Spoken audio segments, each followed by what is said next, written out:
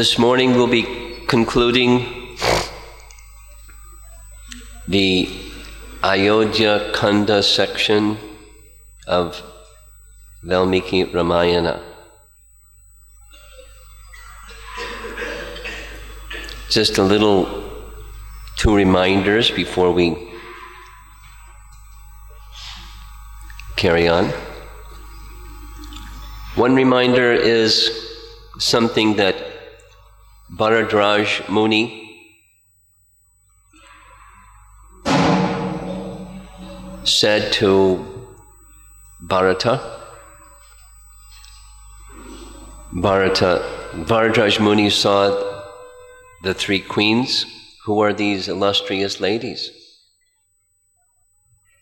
Because Bharata hadn't introduced them. This is Kaikeyi, the very fortunate mother of the sinless, perfected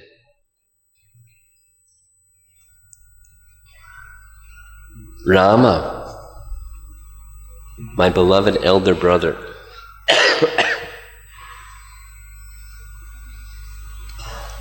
Over here is Sumitra, the mother of the beloved devotee and servant of Ram, Lakshmana. And then he spoke a little differently about his mother. And over here is this vile, abominable creature called my mother, Kaikeyi, who, because of her ambition for sovereignty, has caused the death of her beloved husband and sending the noble Ram into exile for 14 years.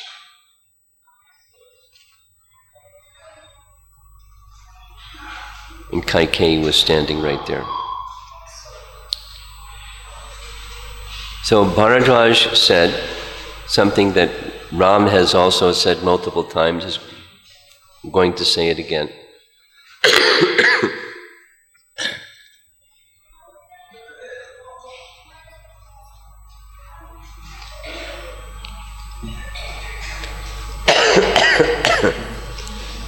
You should not censure your mother. Do not think her guilty, because Ram's banishment is actually good for the entire universe. All living entities will benefit.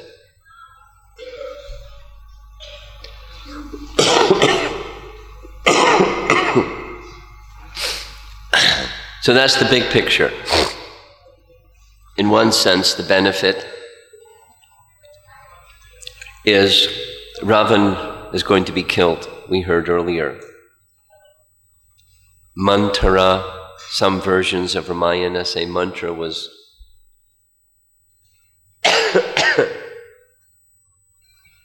sent by the demigods to do this dirty business. Some say that her words were inspired, her mood and her words were inspired by the demigods, specifically to make sure Ram didn't settle in a happy life in Ayodhya, but he would leave.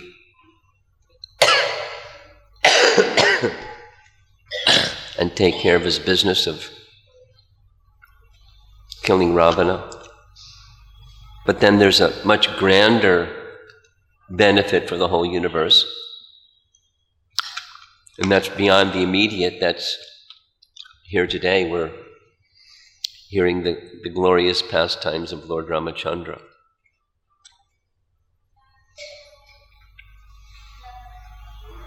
So that's the big picture, and then within the big picture there's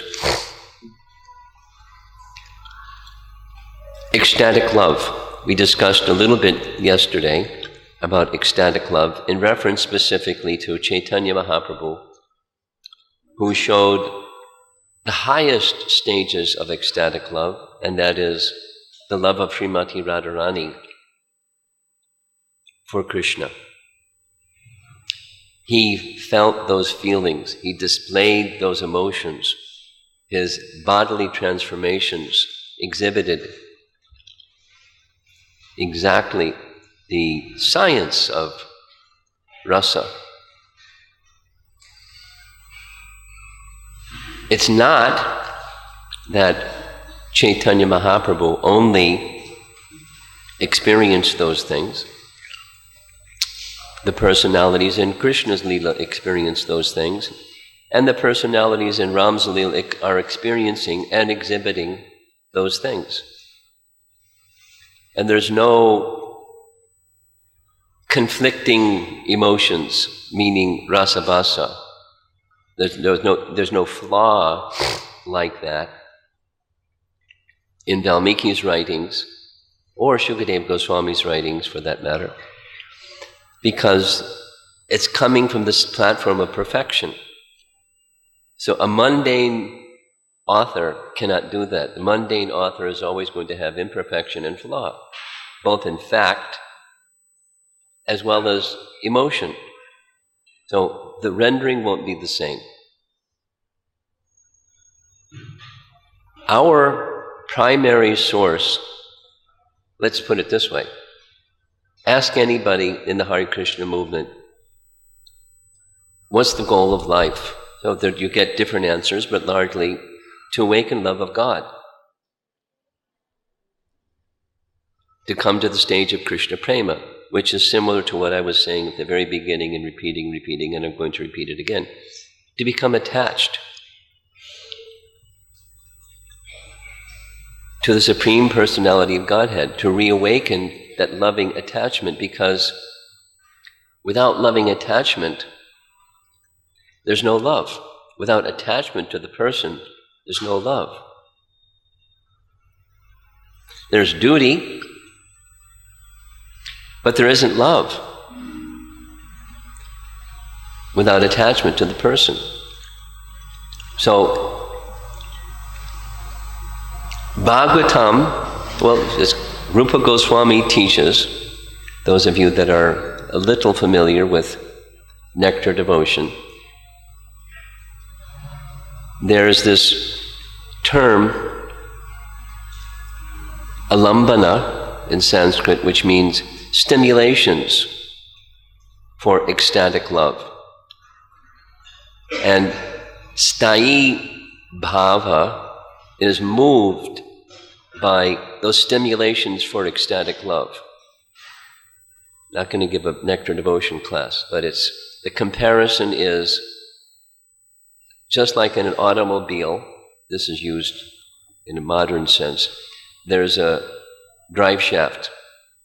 Up here there's the engine, then there's the drive shaft, and the drive shaft with gears connects to the wheels, and the wheels move. You can have the engine, you can have the wheels, but if you don't have a drive shaft, you're not going to go anywhere. So that drive shaft is sthayi bhav. Prabhupada's translation in Nectar Devotion is steady ecstasy. Sthayi bhav, steady ecstasy. So we've been speaking about the steady ecstasy of sorrow. My goodness, that's not ecstasy, that's misery. Sorrow is ecstasy. It's one of the sthayi bhavs, and it's prevalent throughout Ramayana. We heard, just repeating some things, we heard that Rama is the presiding deity of sorrow, that sthayi bhav. And then we heard, so I'm repeating, that when that sthayi bhav is stimulated towards yet another obstacle, the sorrow spikes.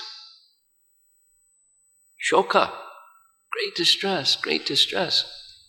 And when that sthayi bhav is stimulated by expectation of meeting, the ecstasy spikes.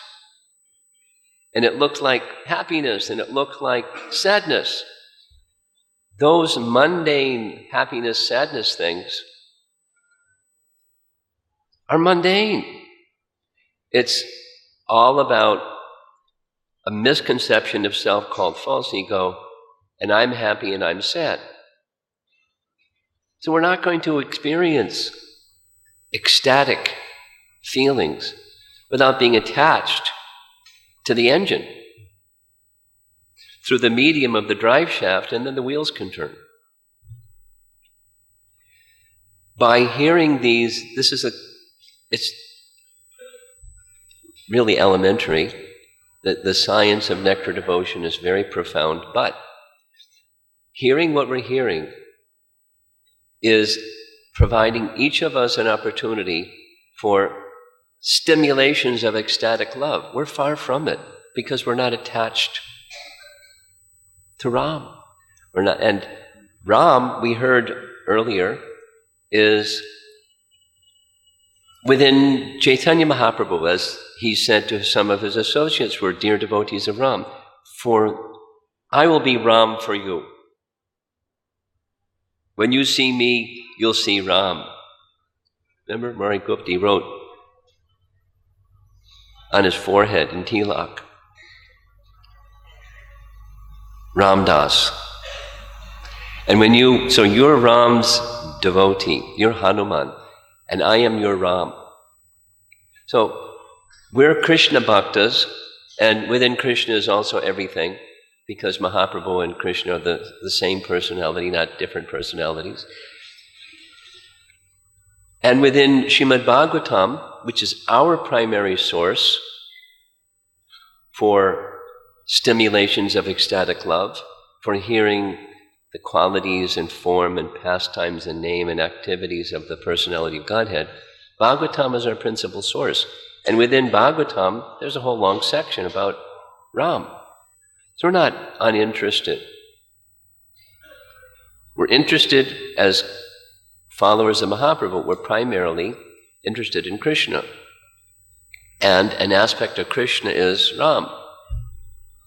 And within Ram's Leela are stimulations of ecstatic love, so that we can become attached. To help us be purification, become attached to Him, take shelter of Him. And as we hear, it's not just, oh, that's a nice story, or whatever someone's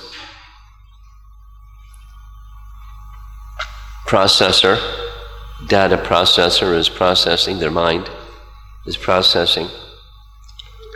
When it goes to the heart, and particularly when we're guided by Rupa Goswami, who Lord Chaitanya instructed principally the whole science of bhakti, and who he provides in Bhakti Rasamrita Sindhu, the science of bhakti,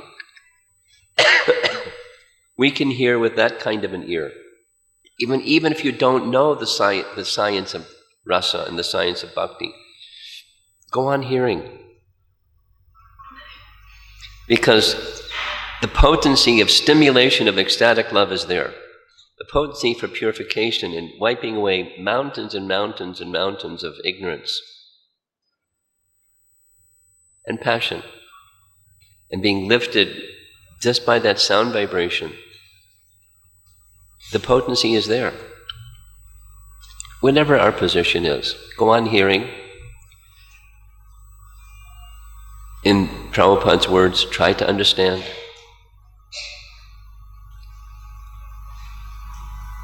Become attached to the shelter of the Supreme Personality of Godhead, who is very kind, even when it may look like He's not, because He is.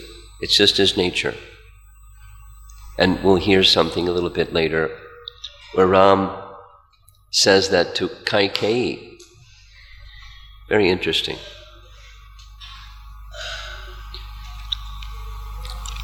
So I'll make some remarks as we're going along about this lesson from Rupa Goswami. It's just to enhance the hearing and help us appreciate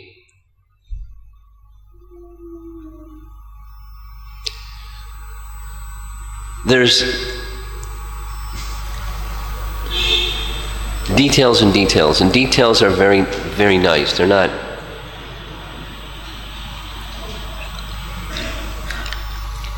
They make, just like the details of a painting make a painting especially exquisite. There's this description of paintings that were done in ancient India. They just used a few bristles, and there's little lines, and millions and millions and millions of little fine lines make the paintings so refined and exquisite. As an example, when I was first living in the Brahmachari ashram at the Boston Temple, at that time there was no BBT, it was ISKCON Press, and in this wood frame house was ISKCON Press, along with the cooks and pujaris and the Sankirtan devotees. So part of ISKCON Press was the art department. And there were three principal artists. There were others, but three principal artists. And they had the good fortune of receiving the recorded messages. Then it was little micro cassettes, and they would listen to the micro cassettes together. And they would talk about what paintings they wanted to create to illustrate, it was their service, to illustrate the next volume that Lord Prabhupada was presenting to the world. So one of the devotees, Bharadraj, was given the assignment, once they agreed, that he would make the line drawing, just, pencil, line drawing on a canvas. Next in the assembly line was Jadharani. She would paint the painting. And the third one was Muralidhar, and he did all of the detailed, where the jewels go, where the eyebrows and eyelashes and all of all the details and details and details. Exquisite. What a team. Supposing Muralidhar wasn't there, it would be a nice painting, but not the same. Similarly, it's just some appreciation. Valmiki Ramayana has details and details and details and details and details, which makes the composition so exquisite. The Ramayana is 24,000 verses. The Bhagavatam is 18,000, and there's only a few chapters of Srimad Bhagavatam, spoken by Shukadeva Goswami, so it's also ecstatic, but details and details by another ecstatic devotee.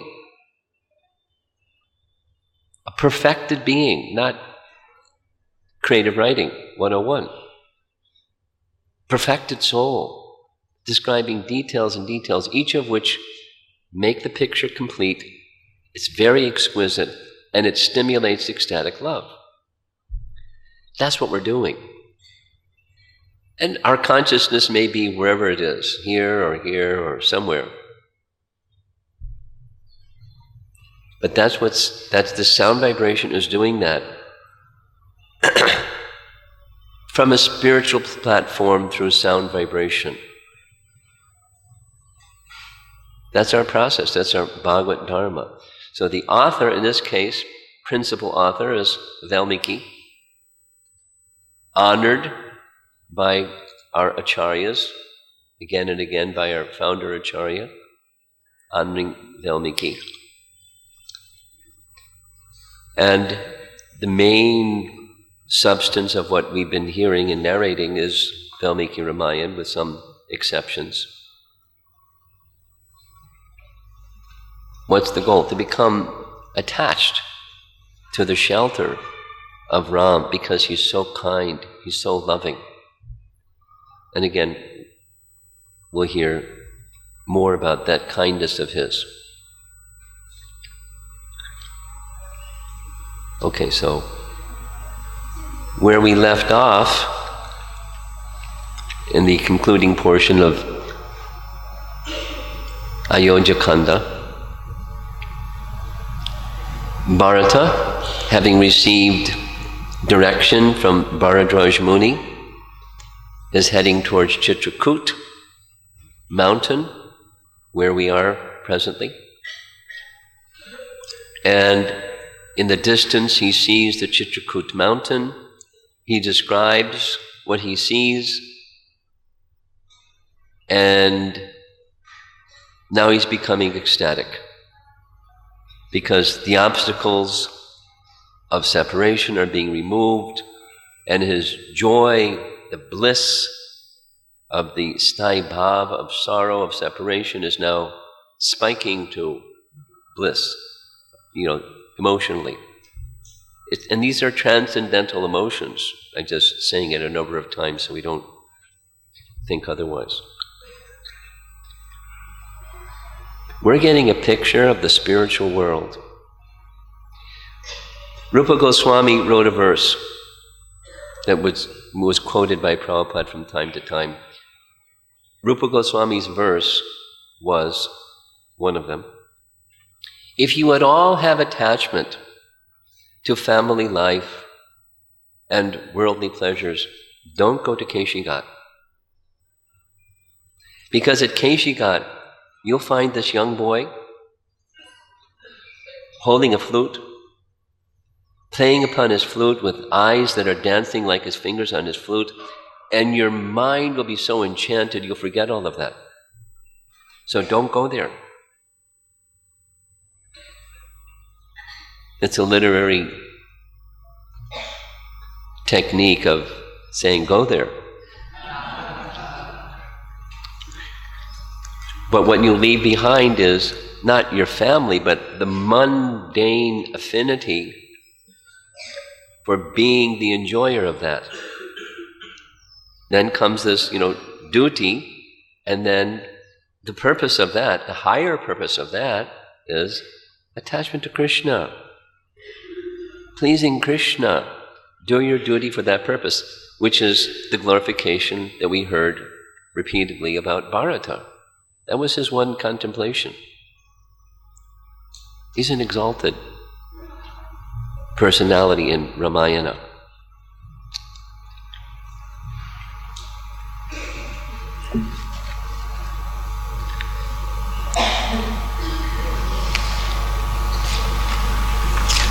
So Bharata reaches Chitrakuta.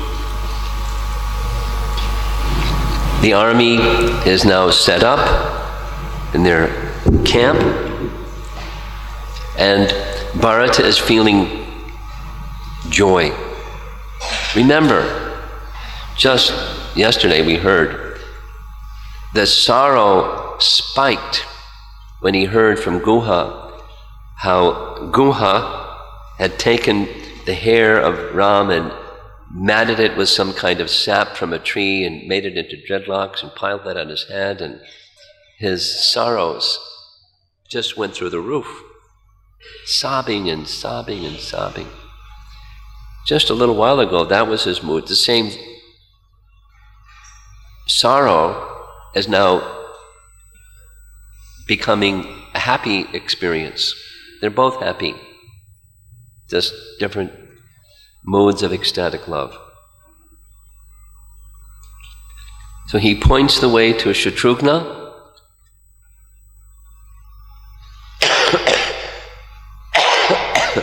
It appears over there is where the hermitage of Ram may be, following exactly on the north side of Chitrakuta mountain near the Mandakini river, and that appears to be the place. Chitrakuta, let's go. He turns to Vashishta and says, Vashishta, please bring my mothers. He wants to greet Ram with this very special entourage, having his hope for impact that Ram will return.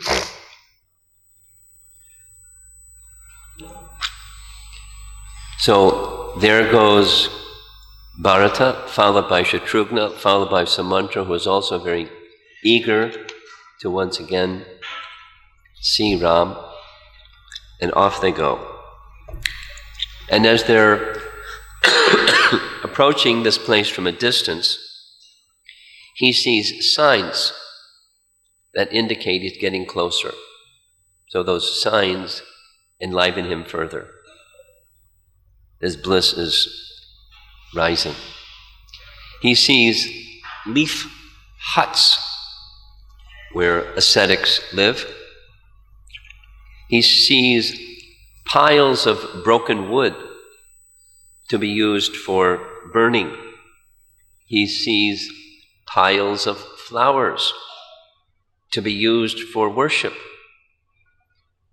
He sees different piles of dung from deer and buffalo in the forest to be used in the wintertime for heating.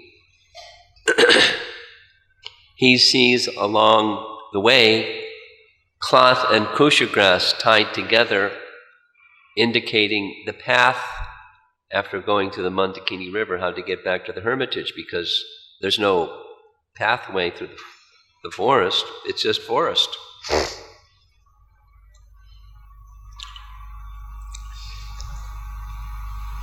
Now, Bharata becomes elated. We're almost there. We're almost there. I think we've reached a place that Bharadraj Muni was speaking about. Very soon, I shall see my brother Ram, jubilant and looking like a great sage. Ecstatic love, looking like this, because of the obstacles seem to be now removed. So they continue climbing the mountain. They come to a place where there's a plateau. That's where Ram's ashram is. And he sees at a distance, Ram is not seeing him, he's with Lakshman in front of the hut. He sees the sacrificial fire that's by the altar, because they didn't have deities, they had that procedure. That was their method of worship. He saw on the side of the hut 2 celestial bows plated with silver and gold. By the side of the bows were celestial quivers of terrible-looking arrows and shields plated in gold and engraved, and by the other side of the bows were swords with sheaths made of silver and gold. He found it. This is Ram's hermitage. He's been traveling for weeks to find the place. Now he's found it. But then he becomes very sad immediately, seeing Ram's hair matted, dressed in tree bark. And he wails, and he falls to the ground, crying. And he gets up. Chitrakuta with him, and they're moving towards Ram. Ram turns, because he heard him.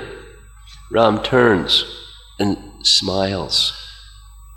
Seeing Ram's smile, Bharata starts running.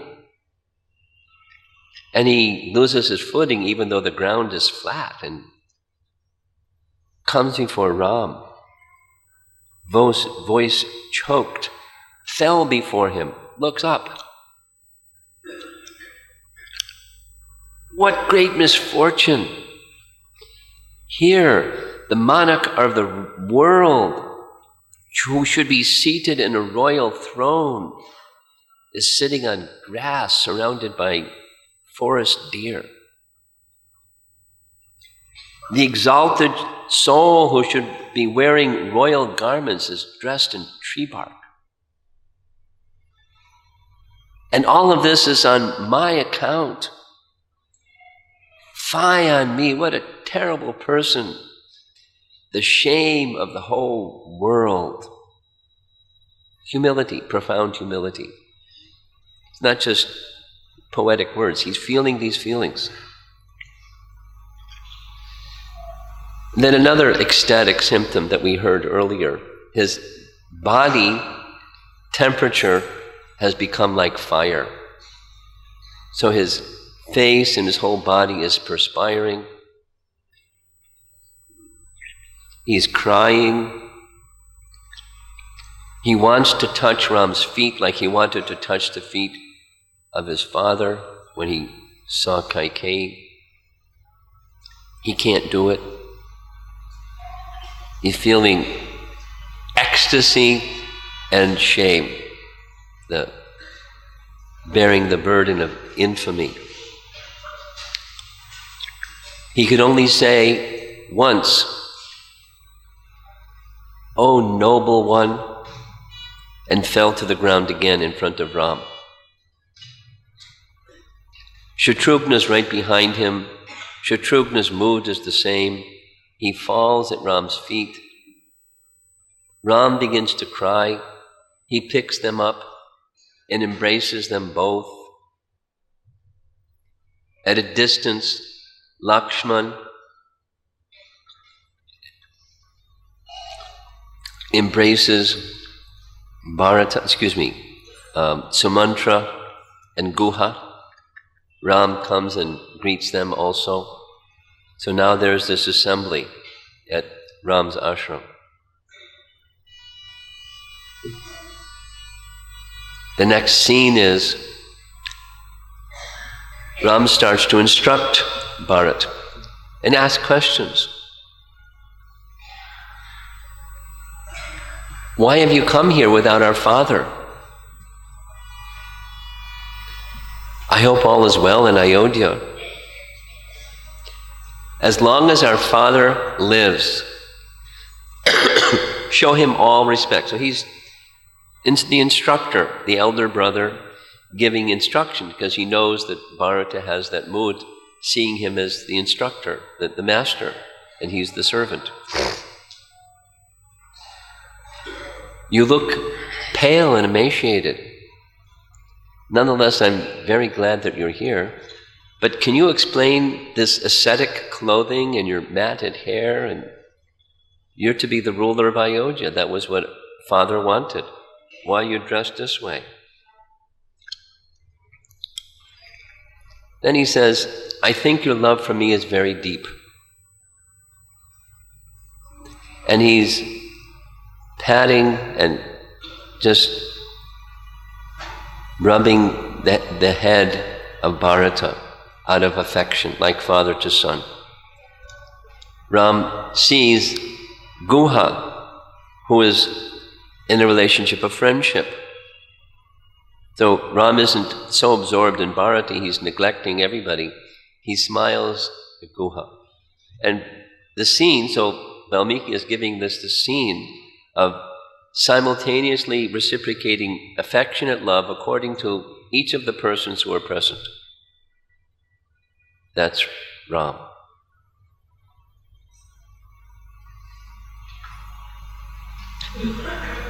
Then he says, I hope you haven't lost the kingdom due to immaturity and inexperience. Surely you must know all the features of diplomacy and statecraft. And then there's pages and pages and pages of instruction of the duties of a king. So he's instructing him in the duties of a king because he knows and he's the elder brother and he's expecting Bharata to become the king. So here's the duties of a king. And I see here my mothers and I see Vashishta. In fact, I see practically the whole of Ayodhya you brought here, making me very curious. Could you please explain? So now here comes Bharata's appeal. Ram already knows because he already said it to Lakshman, but he's now blank slate giving Bharata the opportunity to say what he wants to say. Very appropriate. He's not telling him, I know why you came. What's the intention?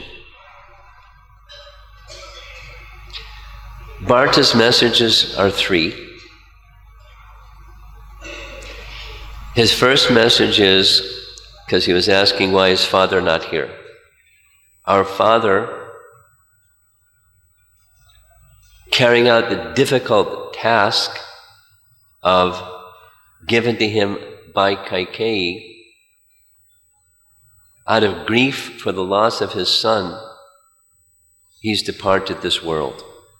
So the news comes. Dasarath is departed. Next, he speaks differently than what Bharadraj recommended, but my mother, Kaikeyi, has committed a great sin. And the result of that sin is her glory is robbed and she's surely headed for hell. And the third is, I'm your servant. And as your servant, I have one request. Please come back to Ayodhya. I brought all the paraphernalia for your coronation and installation as king with us in this massive assembly of all of us that have come. Please allow us to anoint you as king of Ayodhya and come back, because the whole of Ayodhya is in great distress in absence of you. And he becomes silent. And Ram's response is 3. He embraces Bharata, and then he says, any noble man, having taken a vow, cannot go against the vow and commit sin as a result. For a kingdom?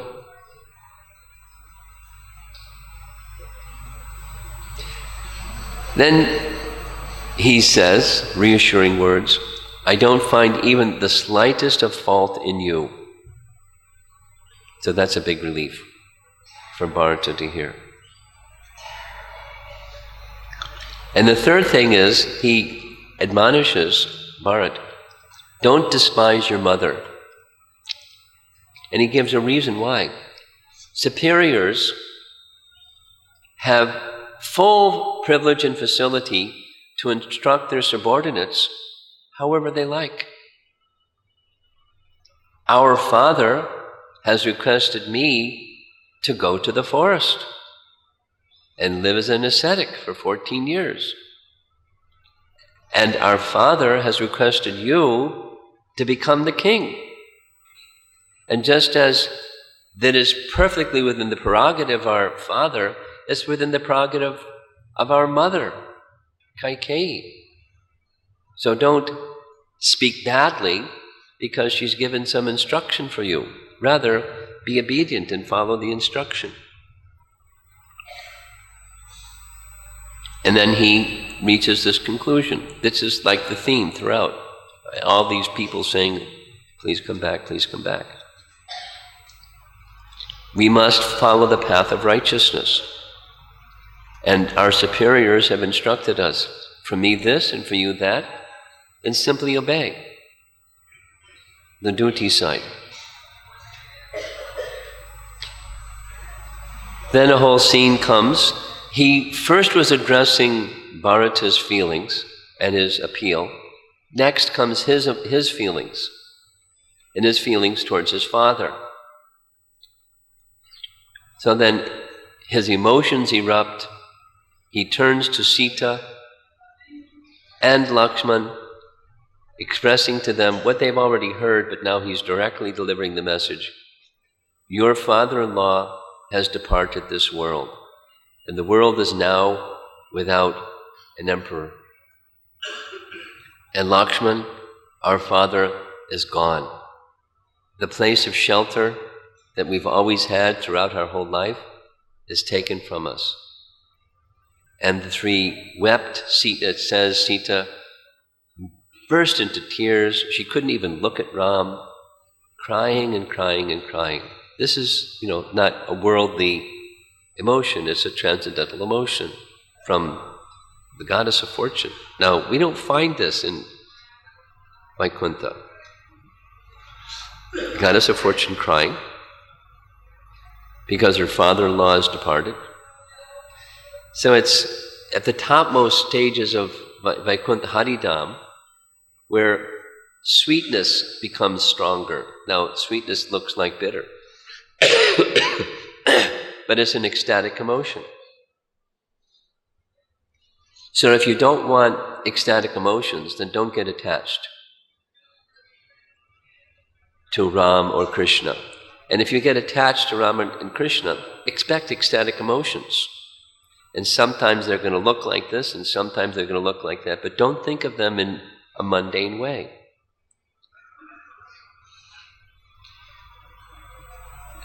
I mentioned this before, but I like it very much. In Brihat Bhagavatamrita, Narada Muni is discussing Krishna's pastimes in Vrindavan with Gopakumar and some others. And he starts to speak about Krishna's departure from Vrindavan, going to Mathura. And he says, generally, saintly people don't speak about this much, because ordinary people, when they hear it, they think, oh no, I'm not going to become attached to Krishna because then I'll have to experience that. So saintly people don't talk about it much, because ordinary people won't understand it. They'll misunderstand it. They'll be repelled from Krishna. But then he goes on and saying it pages and pages and pages, because he's now meditating on this ecstatic pastime of Krishna, which is very painful for the gopis and all the residents of Vrindavan. And he goes into it in detail and detail and detail. The symptoms of their ecstatic love for Krishna as they're expecting impending separation. It's the nature of rasa. Rasa doesn't happen without attachment to Krishna. And attachment to Krishna doesn't happen as long as we're attached to the temporary. So we have to navigate our way through the temporary with the purpose of attachment to Krishna. And our primary means in this age is Shravanam Kirtanam.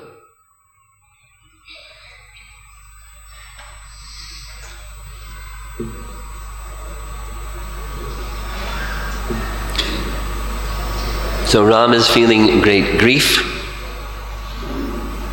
He wants to go down the mountain to the Mandakini river and perform last rites, although that's already been done by Bharata. He goes to the river. The three of them find a suitable place in the river. They immerse themselves halfway into the water, and offering palmfuls of the sacred Mandakini river to his father. Please accept these offerings to your departed soul in your honor and your glory. Then he goes out of the river to the shore, and there are traditions that he can't follow precisely because he's living in the forest, but instead of rice and other suitable items, he has a certain kind of a fruit and certain kusha grass, and that's all he has. He makes those offerings to his father.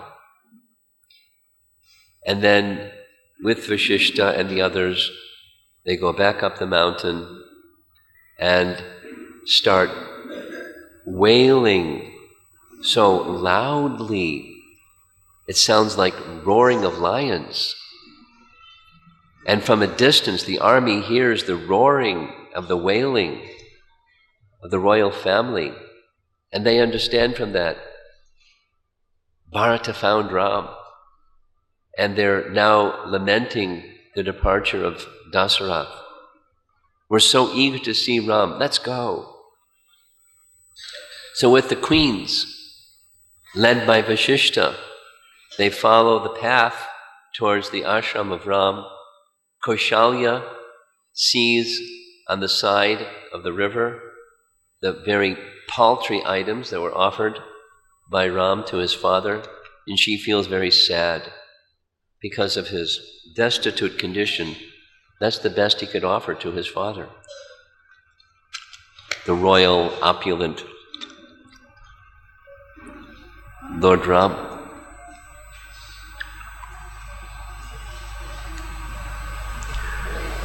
They come to the ashram, this plateau area.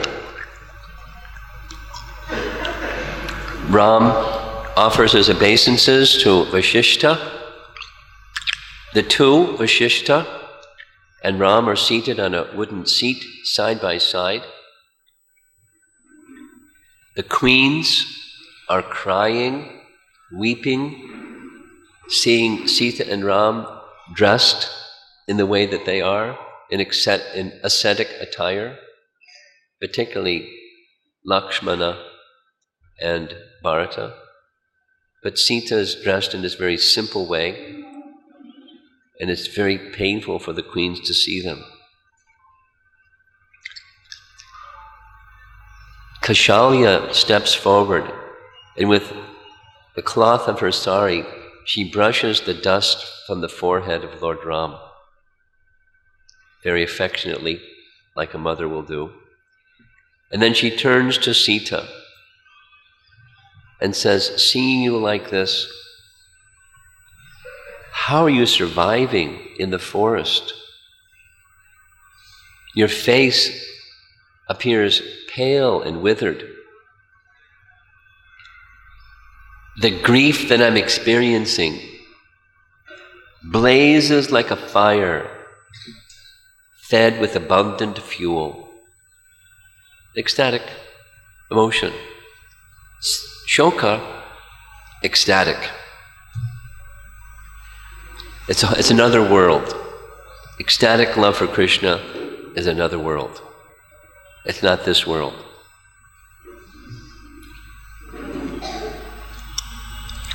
Ram spends some time consoling Kaushalya, indicating his contentment, his happiness, his peace, his tranquility, his not feeling any remorse, his not feeling any of those sorrowful feelings. He's very happy.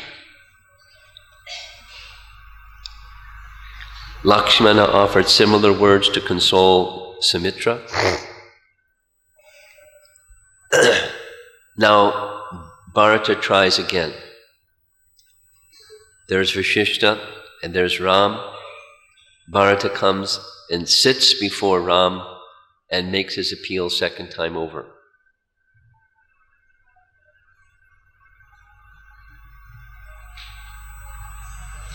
He says, Kaikeyi is satisfied.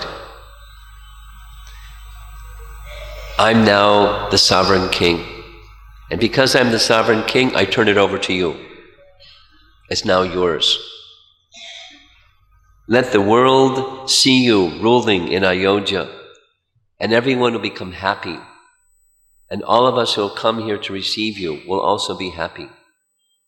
Please accept this appeal.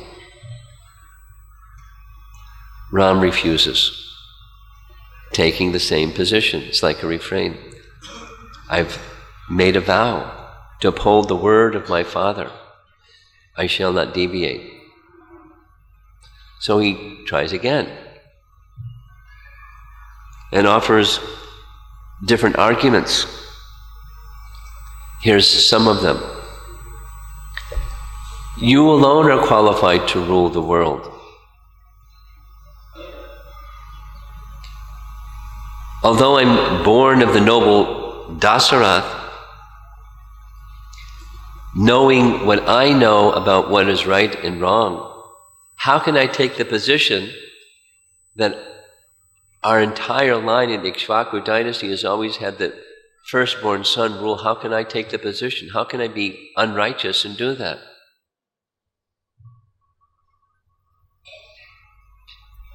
Then he speaks something strong. He says, this position that Dasarath has taken, it should be ignored by you. It goes against the rules of primogeniture, and a good son is one who, when father creates a transgression, the good son corrects it, and one that doesn't is the opposite. And you're a good son, so you should correct it. It's not right.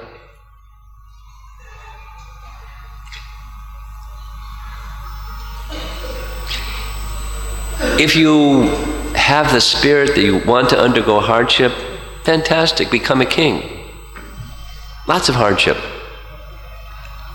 Do it from that position. Again, let Vishishta and all the ministers and brahmanas who are assembled here anoint you as king today, right here at the ashram. Save our father from sin. And finally, if you remain in the forest, I'm going to remain in the forest with you. He made his best attempt. Ram gave his refrain. I'm going to stay in the forest, uphold the word of my father. There's nothing more virtuous and beneficial for me.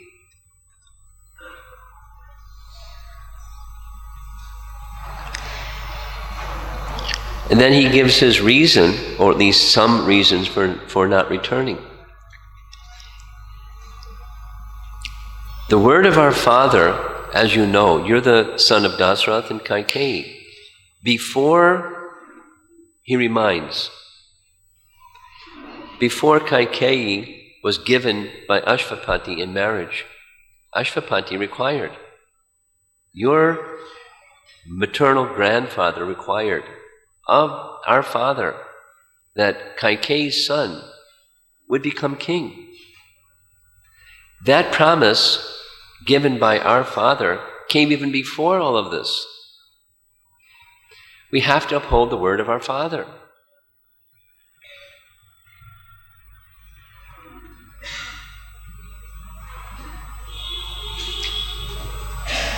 And then repeats the Kaikeyi received these two boons from Dasarath when there was a fight with the demons and the demigods, between the demons and the demigods.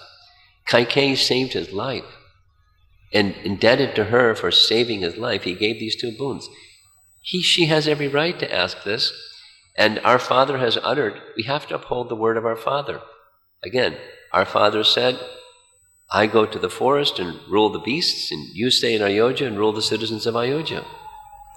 We have to uphold the word of our father as worthy sons.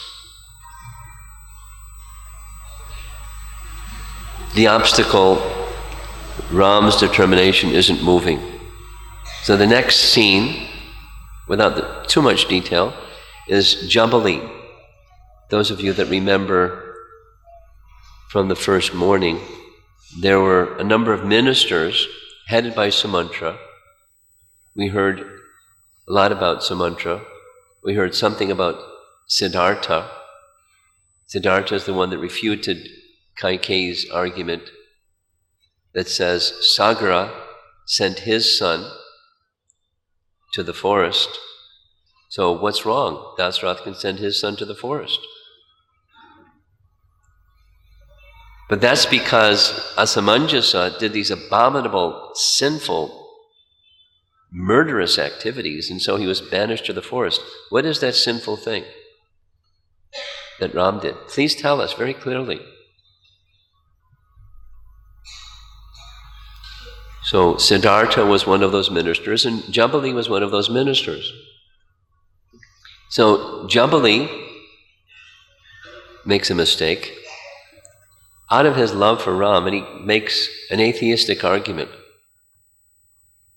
the conclusion of which is come back to Ayodhya. The different parts of this atheistic argument, it's detailed, but basically he's first giving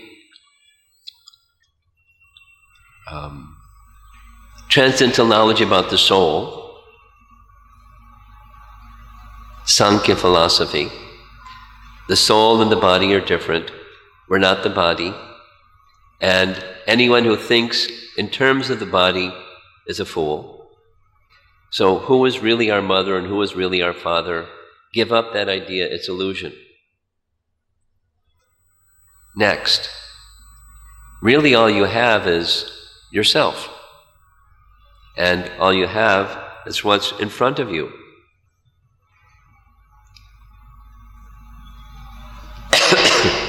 We should only work toward our own interests. and the own interest is what's here in front of you in this life, your father's gone. You need not carry forward the obligation to your father. Your father's gone. Now you have this kingdom, and it's been given to you, and enjoy it. Go back to Ayodhya and become the enjoyer of the kingdom.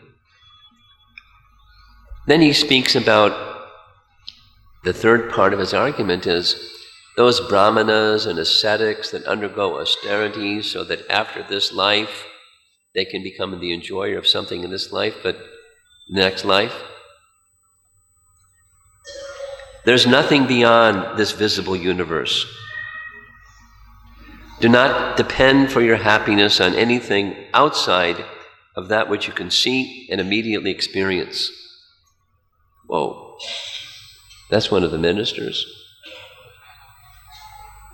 Ram becomes visibly angry and says, why did Dasrath accept you as one of his ministers? You're an atheist. Your views should be condemned. And anyone that follows you will also be condemned. Speaks very strongly.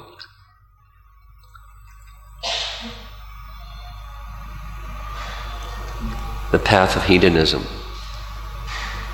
Eat, drink, and be merry, for tomorrow you may die. That one. Jambali said, I'm not an atheist. I believe in the life hereafter, and I believe in eternal life. I was just saying these things to get you to come back to Ayodhya. Then Vasishta comes forward and says the same thing. Jambali is just like all of us, trying to get you to come back to Ayodhya. Then he says, he takes a very strong position. Vasishta normally doesn't do such things. He has power, for sure. We heard of his power. But he doesn't speak so strongly. Now he speaks very strongly. One by one, it's very detailed. There's several of these accounts. During the marriage of Sita and Ram was an earlier one. Here he does it again. The entire line of the Ikshvaku dynasty, starting from Manu, Vaivasvata Manu and Ikshvaku, and one by one.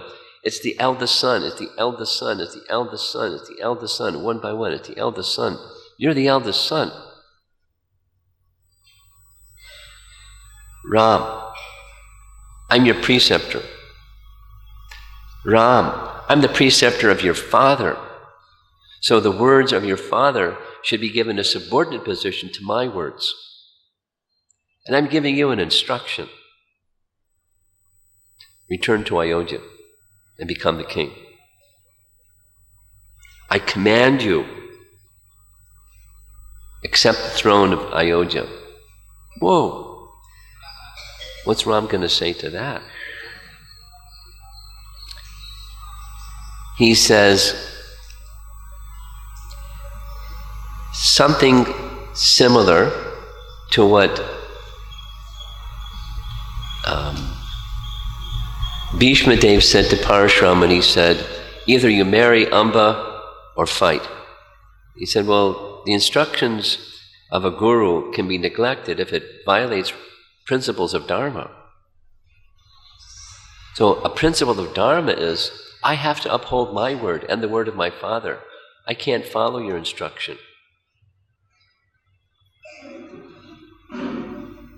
I must make good the word of my father. It's like really heavy test. Vasishta, I command you. Vasishta accepted his position.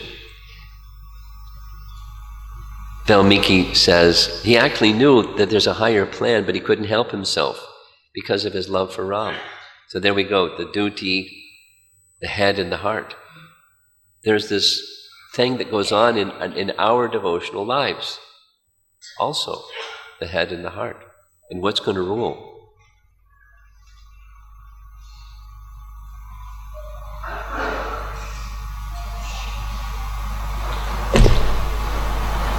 Bharata's frustrated.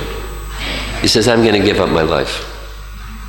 I'm going to sit down and fast till death. Sumantra, make an arrangement. Sumantra doesn't move because he didn't hear it from Ram. So Bharata makes his own arrangement. He sets down some kusha grass, tips facing a certain direction, sits down in a stern mood. I'm going to fast till death. Ram says, "Oh, Bharata, why do you take such a terrible vow? It's your duty to rule the kingdom, not to sit upon the ground like a destitute Brahmin. That's someone else's duty. Perform your duty." Bharata looks around and says to all the people that are assembled, "Say something. Don't just remain silent. Get Ram to come back to Ayodhya."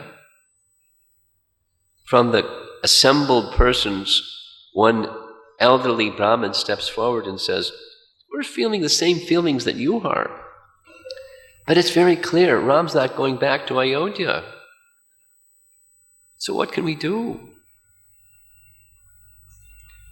Our hearts are also breaking with separation from Ram, but his determination is stronger." Ram smiles at the Brahmin and instructs Bharata, "Get up." So he follows the command of Ram. Get up, go back to Ayodhya, become the king, and rule with justice. And then opens the window or the door a little bit and says, "I will return in 14 years.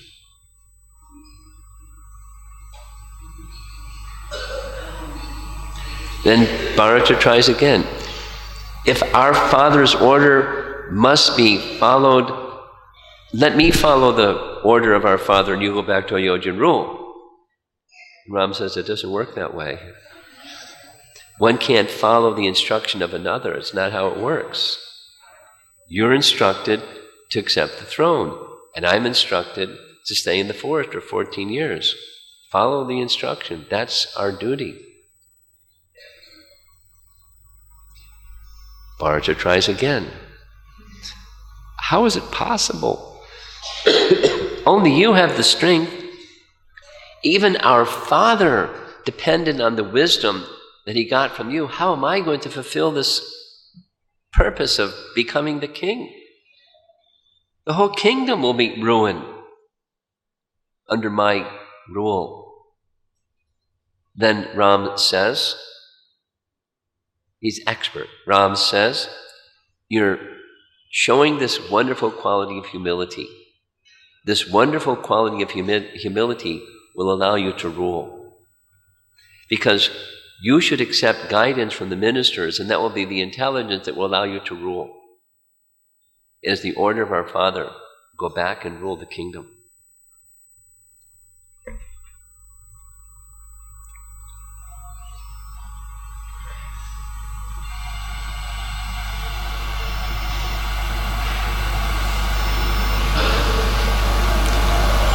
Last resort, Bharata pulls out these sandals. He was ready for everything. He has some sandals embedded with gold, and place your feet here, and I'll place the sandals on the throne, and I'll rule as your chief minister, and you're the king. "So be it," says Ram. He places his feet on the sandals.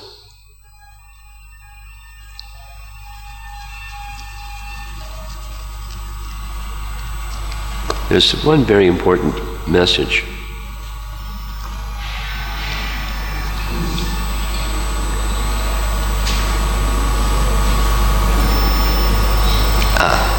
An important message before the sandals come out.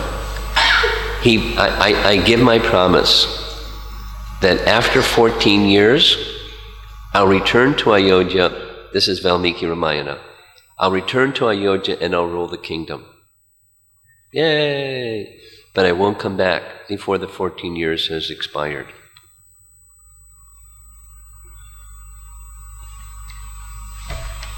Then come the sandals.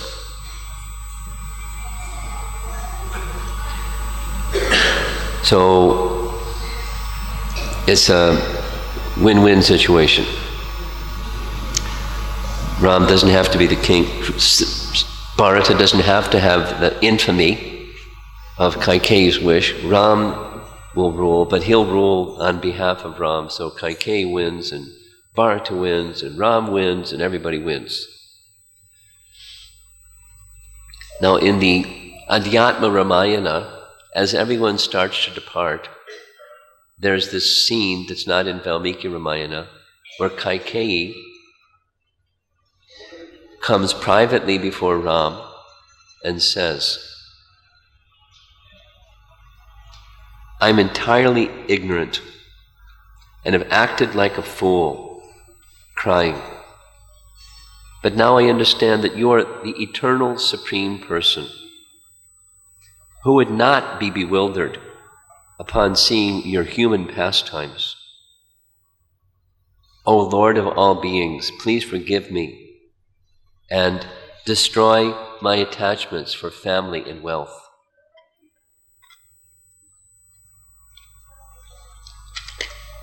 In Adhyatma Ramayana, Ram smiles with affection and says, please know it was actually I, for the sake of the gods, who prompted you to act like you did.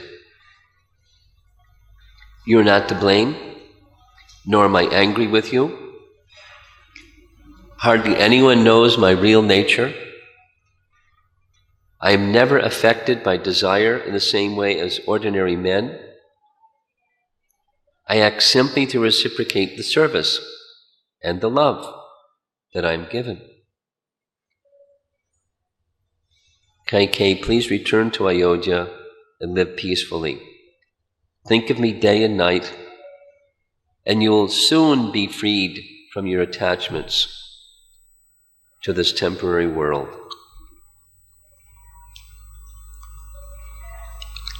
Kaikeyi is feeling great relief. With folded hands, she circumambulates Ram and joins the rest of the entourage on their way back to Ayodhya. So they all offer their respects to Ram in a similar fashion. They're making their way back to Ayodhya. Bharata places the sandals on his head.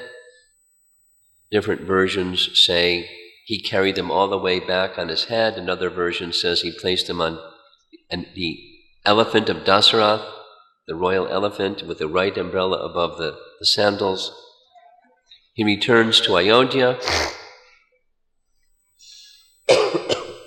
He requests permission from the ministers that he can make his place of residence at Nandi Grama, which we visited, and rule from that place.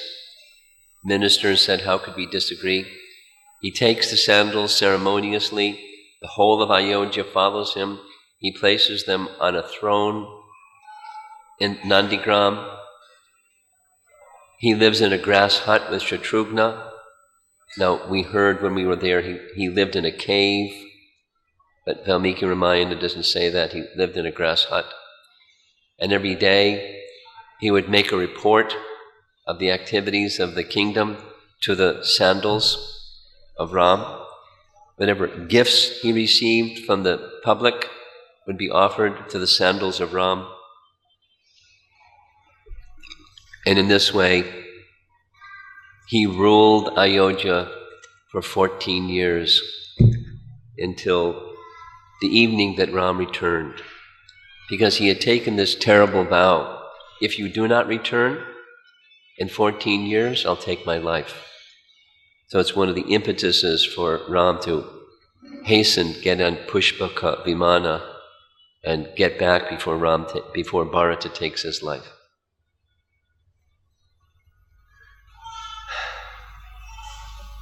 Thus ends the Ayodhya Kanda of Valmiki Ramayana.